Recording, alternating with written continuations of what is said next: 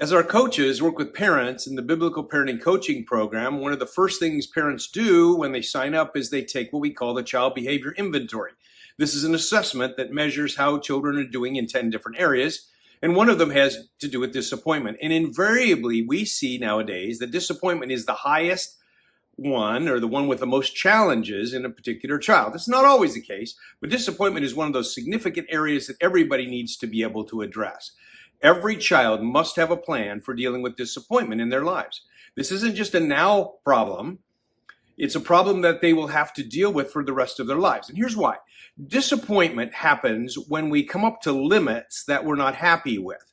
We wish that we could go further or get something, but there are limits that are placed on us either by life or by parents or an authority or by the weather or something. And so we become disappointed.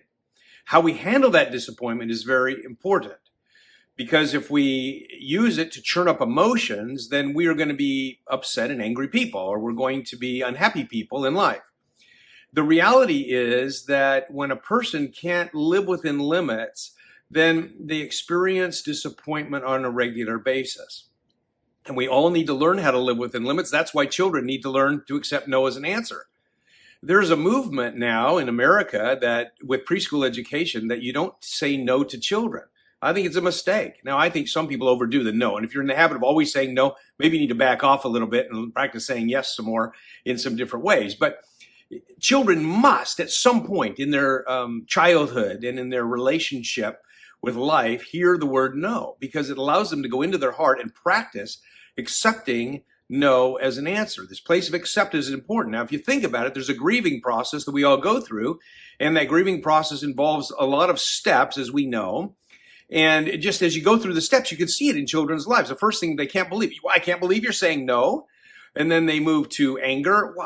Why are you saying no to me? This isn't right. And then they will sometimes blame problems on other people, or they'll get then discouraged or depressed. And finally, though, they'll come to this place of acceptance.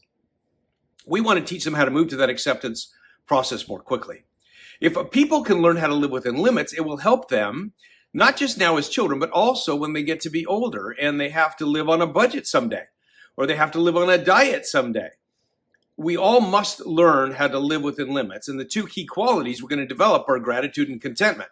Some children just need to develop a gratitude journal, or whenever the no answer comes to them, they need to be thankful for something instead of complaining about what they don't have. But I think in some cases, we just need to help children with the exact words to say that might train their hearts a little more effectively. Sometimes we encourage children to say, I'm disappointed, but I'll be okay. Great words for any of us to say. And children can say that as young as 3 years old. I'm disappointed, but I'll be okay.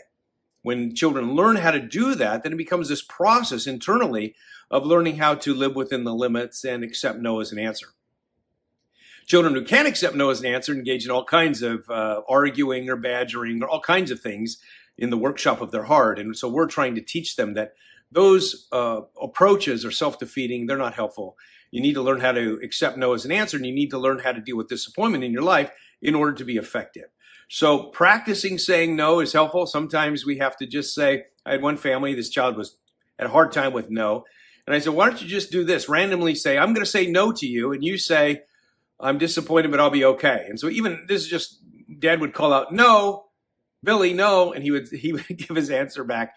And so it was a way to just train his heart. I mean, some children are so deeply ingrained in a pattern that they don't get what they want, they get upset. And this is a great way to train them.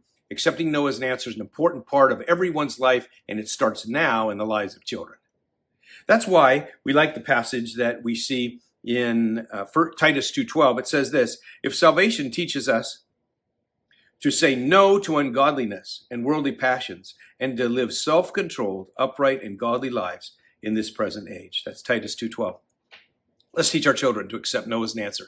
It'll help them for the rest of their lives.